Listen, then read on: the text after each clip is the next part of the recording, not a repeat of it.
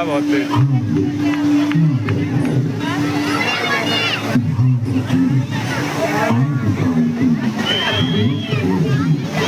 Brightness बढ़ा ली थोड़ी, brightness. हाँ बस चल रही बहुत तेज हुआ है।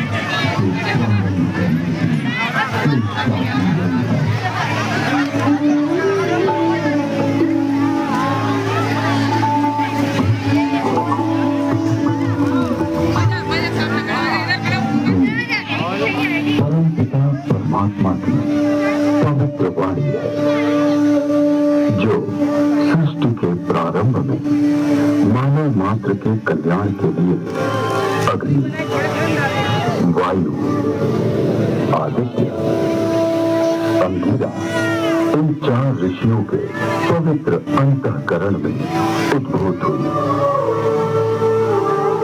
तत्व ज्ञान की दृष्टि से वेद एक है, किंतु विषय विभाग की दृष्टि से इसे 4 भागों में बांटा गया है। ऋग्वेद, यजुर्वेद, सामवेद और अथर्ववेद।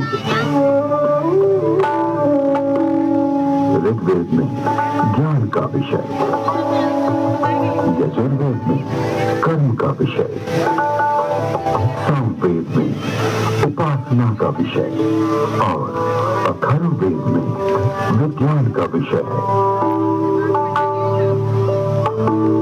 विश्व साहित्य का प्राचीनतम ग्रंथ वेद है। मानव जाति के प्राचीनतम ग्रंथ होने के कारण उस समय की सभ्यता, संस्कृति, आचार विचार और कर्तव्य आदि को जानने का स्रोत वेद है। भारतीय दर्शन, साहित्य, ललित कला, संगीत, ज्योतिष, ज्ञान विज्ञान वेदों में है। वस्तुतः वेद संसार के समस्त पदार्थों का बोध कराते हैं। वेद के भाष्यकार आचार्य सायर कहते हैं, इष्ट की प्राप्ति एवं अनिष्ट के परिहार के अलौकिक उपाय को बतलाने वाले ग्रंथ वेद हैं। सबके द्वारा पूजनीय और यजनीय परमात्मा से ऋग्वेद, यजुर्वेद, सामवेद और अथर्ववेद प्रकट हुए हैं। ऋग्वेद के मंत्र दृष्टा ऋषि कहते हैं, तस्मात् ज्ञातस्य वरुता ऋचा समाहि तद्ये छन्दांसि जगिरे तस्मात् युक्त तस्मात् जायत। ऋग्वेद जिसके द्वारा विभिन्न देवताओं की स्तुति की जाती उसे ऋग कहते हैं। ऋच्यते स्तूयते अन्य इति ऋग। इस प्रकार की ऋचाओं के संग्रह का नाम ऋग्वेद है। ऋग्वेद विश्व साहित्य का प्राचीनतम ग्रंथ है। ऋग्वेद में 10 मंडलों में 1028 सूक्त में 10,600 मंत्र हैं। यजुर्वेद, यजुर्वेद में कर्मकांड का प्राधान्य है, जिसकी समाप्ति अनियत अक्षरों वाली है अथवा जो गद्यमय है उसे यजुष कहते हैं। अनियताक्षरावसानो यजु। यजुर्वेद के 2 भाग हैं, शुक्ल यजुर्वेद एवं कृष्ण यजुर्वेद। शुक्ल यजुर्वेद में 40 अध्यायों में 1975 मंत्र हैं। कृष्ण यजुर्वेद गद्यात्मक है। सामवेद गीति साम है। गीतेषु समाचा। संगीत का मूल उद्गम सामवेद है। सामवेद के 2 भाग अर्जित एवं उत्तरार्जित। सामवेद में 1875 मंत्र हैं। अथर्ववेद अभिचार मंत्रों का ज्ञान अथर्ववेद में है। इसमें आयुर्वेद का विस्तृत विवेचन हुआ है। इसकी शौनक शाखा में 20 कांडों में 730 सूक्तों में 6000 मंत्र हैं।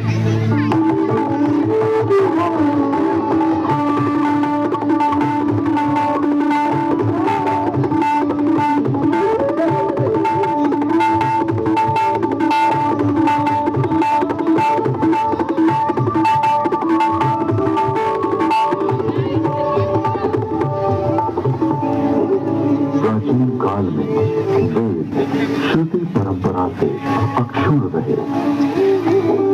वैदिक ऋषियों ने वेदों को कंठस्थ किया और अपने शिष्यों को इसका श्रवण कराया।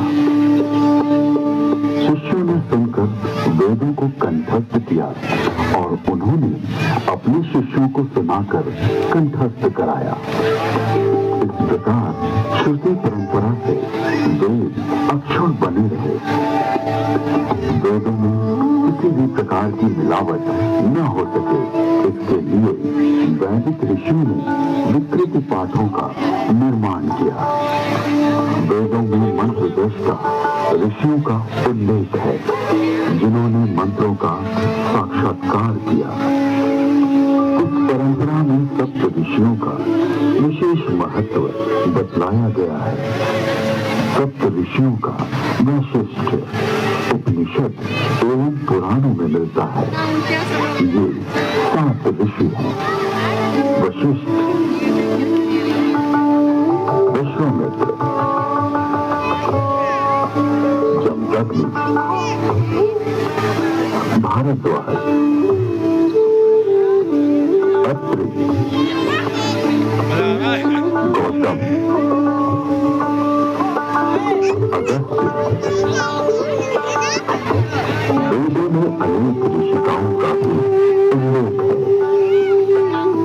इन ऋषियों की परंपरा का अनुपालन करने वाले ऋषियों ने भी इन्हीं नामों को धारण किया।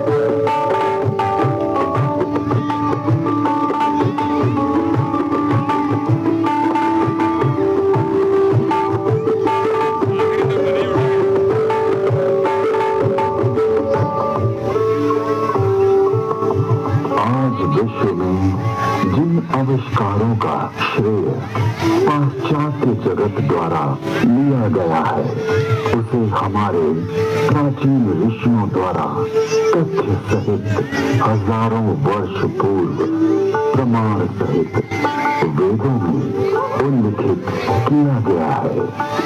जैसे अगस्त्य संहिता में विद्युत उत्पादन के सूत्र मिलते हैं।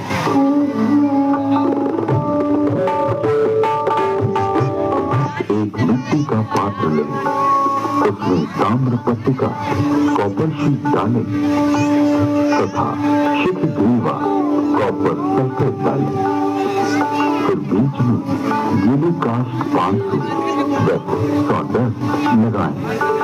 ऊपर पारा, मर्क्यूरी तथा 10 लौस्ट जिंक डालें। फिर तारों को मिलाएंगे तो उससे मित्रा वरुण शक्ति इलेक्ट्रिसिटी का उदय होगा। अगस्त्य संहिता में विद्युत का उपयोग इलेक्ट्रोप्लेटिंग के लिए करने का भी विवरण मिलता है।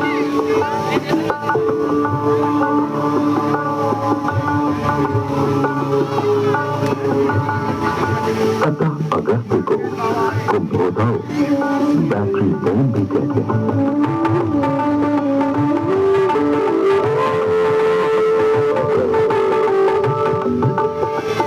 कुंभों उपरोक्त प्रकार से बनी तथा श्रृंखला में जोड़े गए 100 सेलों की शक्ति का पानी पर प्रयोग करेंगे तो पानी अपने रूप को बदलकर प्राणवायु, ऑक्सीजन तथा उदान वायु, हाइड्रोजन में परिवर्तित हो जाएगा।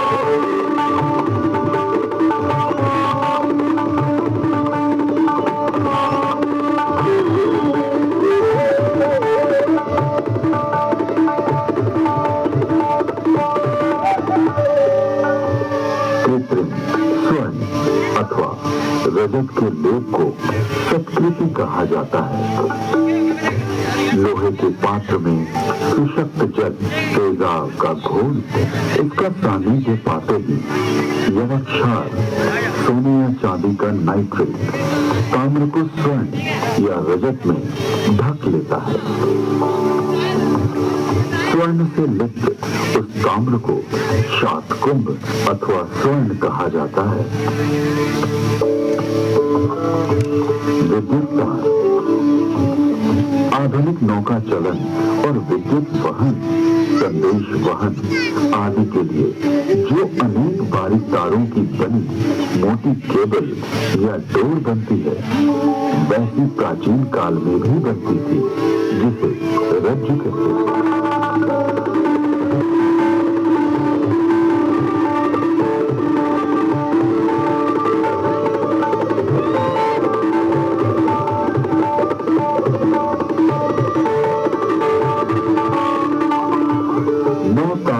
सूत्र बनता है। 9 सूत्रों का एक गुण, 9 गुणों का एक पाश, 9 पाशों से एक रश्मि और 9, 8, 7 या 6 रज्जु रश्मि मिलाकर एक रज्जु बनती है। आकाश में उड़ने वाले गर्म गुब्बारे, इसके अलावा अगस्त्य मुनि ने गुब्बारों को आकाश में उड़ाने और विमान को संचालित करने की तकनीक का भी उल्लेख किया।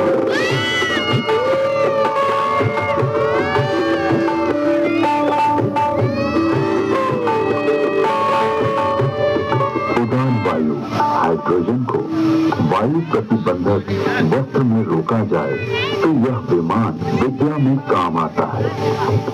यानी वस्त्र में हाइड्रोजन पक्का बांध दिया जाए तो उसमें आकाश में उड़ा जा सकता है।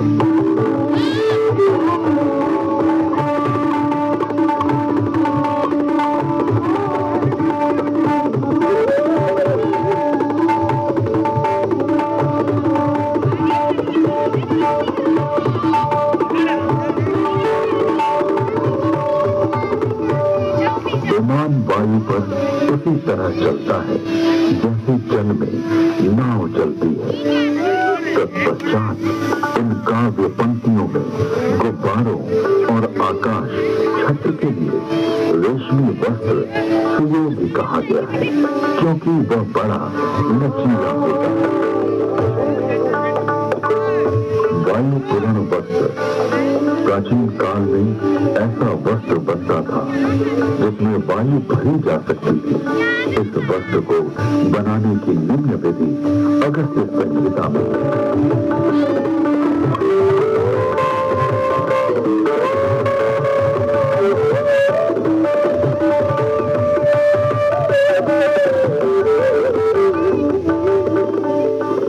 पृथ्वी का सूर्य की परिक्रमा करने का वर्णन ऋग्वेद, यजुर्वेद और अथर्ववेद के मंत्रों में मिलता है।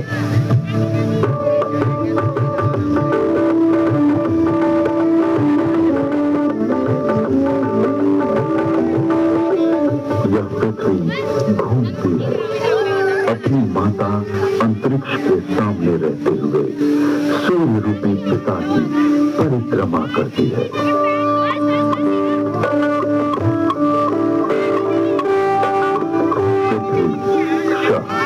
सूर्य कृष्ण की प्रदक्षिणा करती है। ऋग्वेद में जल की उत्पत्ति यानी H2O का उल्लेख है।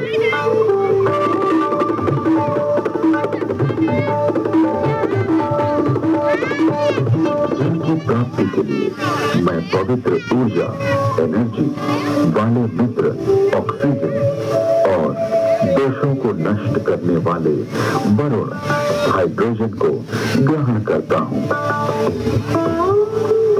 यजुर्वेद में सूर्य में उच्च जल तत्व यानी हीलियम का संकेत किया गया है।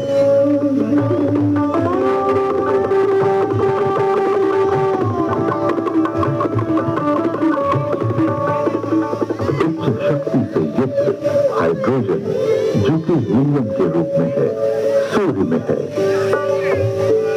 सूर्य के चारों ओर गैसों के समूह का उल्लेख ऋग्वेद में है।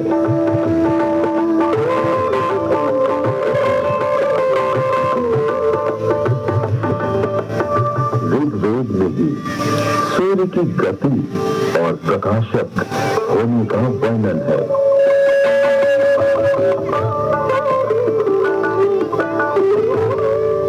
हे सूर्य, तू ऐसे वेग से, जो कि मनुष्य के ज्ञान से बाहर है, सबको दिखाई देता हुआ सदा चलता रहता है। विश्व के प्रथम वैज्ञानिक अथर्वा ऋषि के अनेक आविष्कार का उल्लेख वेद में प्राप्त होता है। एक, वृक्ष आदि से अग्नि, ऊर्जा। अथर्वा ऋषि ने मंथन, घर्षण, फ्रिक्शन से ऊर्जा उत्पन्न की।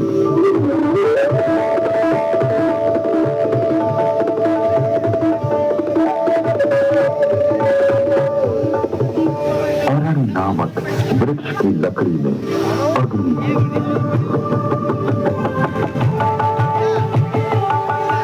दो पत्थरों की रगड़ से भी अग्नि उत्पन्न होती है।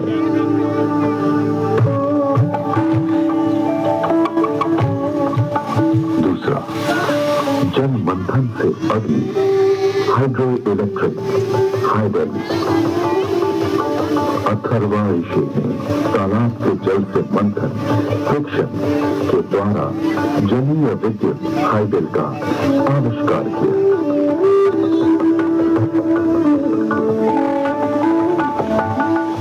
तीसरा, भूगर्भीय अग्नि, पुरुष अग्नि, oil and natural gas.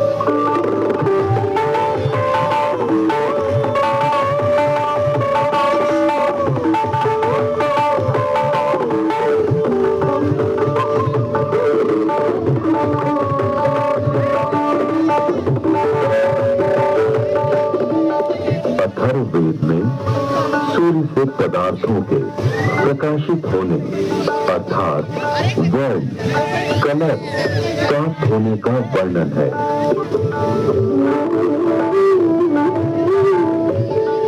Rigveda में सौर ऊर्जा का स्पष्ट उल्लेख प्राप्त होता है। इसके आविष्कारक वशिष्ठ एवं भारद्वाज बतलाए गए।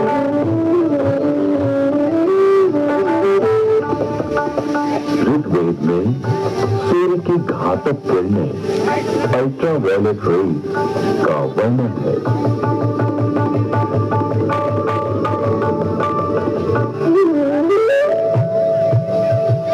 ऋग्वेद और अथर्ववेद में ओजोन परत यानी ओजोन लेयर का वर्णन है।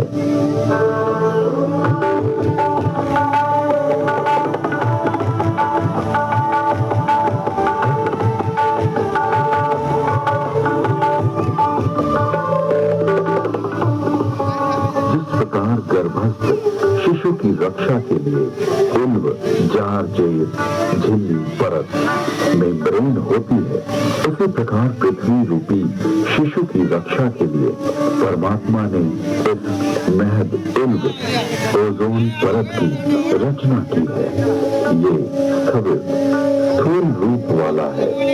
इसका स्वरूप स्वर्ण के समान दिव्य आभामय है।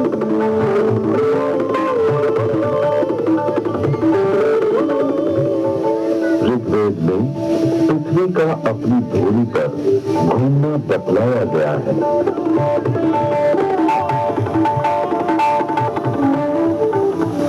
पृथ्वी की 7 परतों यानी स्ट्रेटा का उल्लेख ऋग्वेद में है।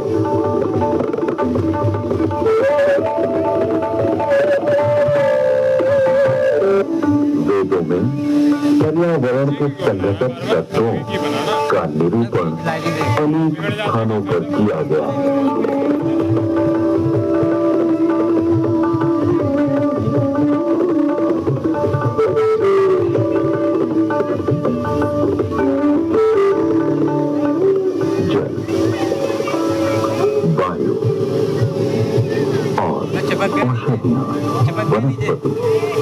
तीनों भूमि को घेरे हुए हैं और मानव मात्र को प्रसन्नता देते हैं। अतः इन्हें छंद कहा गया है। इनके नाम और रूप अनेक हैं, अतः इन्हें पूर्व रूपम कहा गया है। लोक को ये तत्व जीवन रक्षा के लिए दिए गए हैं।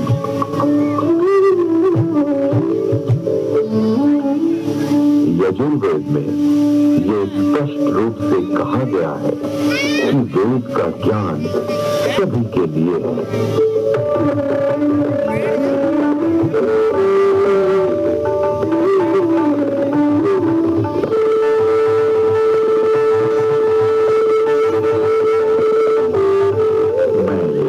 कल्याणकारिणी वेदों की वाणी ब्राह्मण,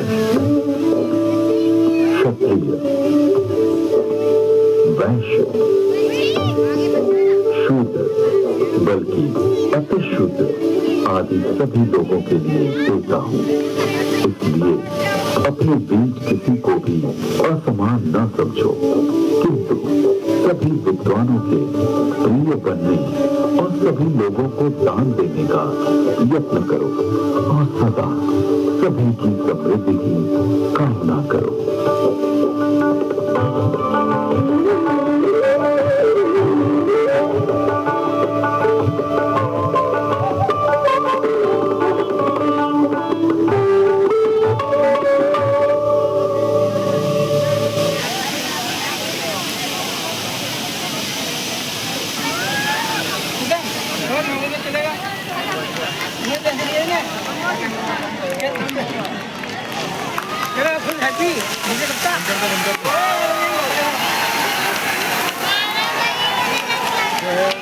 सब बना दिया, कोई दिक्कत नहीं है।